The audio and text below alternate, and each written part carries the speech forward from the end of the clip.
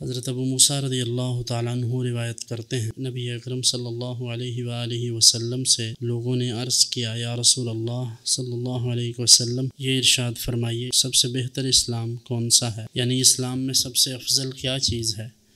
تو ارشاد فرمایا کہ وہ شخص صحیح مسلمان ہے جس کے ہاتھ اور زبان سے دوسرے مسلمان محفوظ رہیں، یعنی اس کے ہاتھ کے شر سے اور اس کی زبان کے شر سے دوسرے مسلمان محفوظ رہیں، ان کی عزتیں محفوظ رہیں، ان کا مال، ان کے اسباب، ان کے تمام ایسٹس، ان کی تمام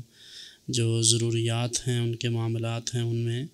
کوئی ایسی مداخلت نہ کرے کہ جس سے انہیں نقصان ہو۔ ایک اور حدیث حضرت امام بخاری علیہ الرحمہ لائے ہیں، حضرت عبداللہ ابن عمر رضی اللہ عنہ روایت کرتے ہیں کہ ان رجلا سأل رسول اللہ صلی اللہ علیہ وسلم، ایک شخص نے نبی اکرم صلی اللہ علیہ وسلم سے سوال کیا، ای الاسلام خیر،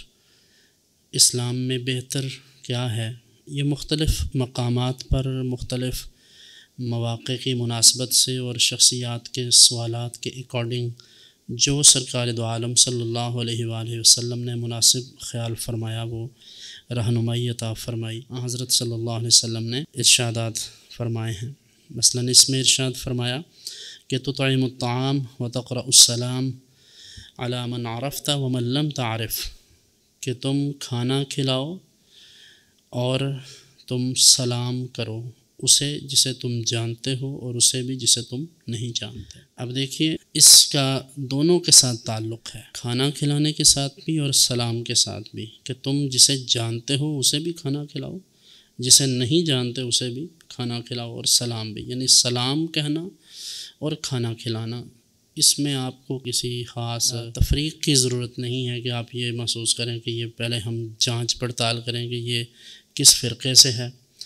کس قسم کا بندہ ہے، مسلمان ہے یا غیر مسلم ہے۔ تو کھانا کھلانے کے لیے، حال احوال پوچھنے کے لیے تو اس کی چنداں حاجت نہیں ہے۔ انس بن مالک رضی اللہ عنہ سے روایت ہے کہ عن النبی صلی اللہ علیہ وسلم، رسول اللہ صلی اللہ علیہ وآلہ وسلم سے روایت کرتے ہیں کہ آپ صلی اللہ علیہ وسلم نے ارشاد فرمایا، لا یؤمن احدکم، تم میں سے صحیح یعنی کامل ایمان والا اس وقت تک نہیں ہو سکتا بندہ، حتی یحب لاخیہ ما یحب لنفسہ، جب تک کہ وہ اپنے بھائی کے لیے بھی وہی پسند نہ کرے جو وہ اپنے لیے پسند کرتا ہے۔ جیسی عزت، جیسا وقار، جیسی تعظیم اور جیسے پروٹوکولز اپنے لیے پسند کرتا ہے، ایسے ہی اپنے دوسرے مسلمان بھائیوں کے لیے بھی پسند کرے۔ اگر اپنی بے توقیری، بے حرمتی، بے عزتی، کردار کشی پسند نہیں ہے تو دوسروں کی بھی کردار کشی نہ کرے، یہی اصل ایمان ہے۔ اور جب کسی پر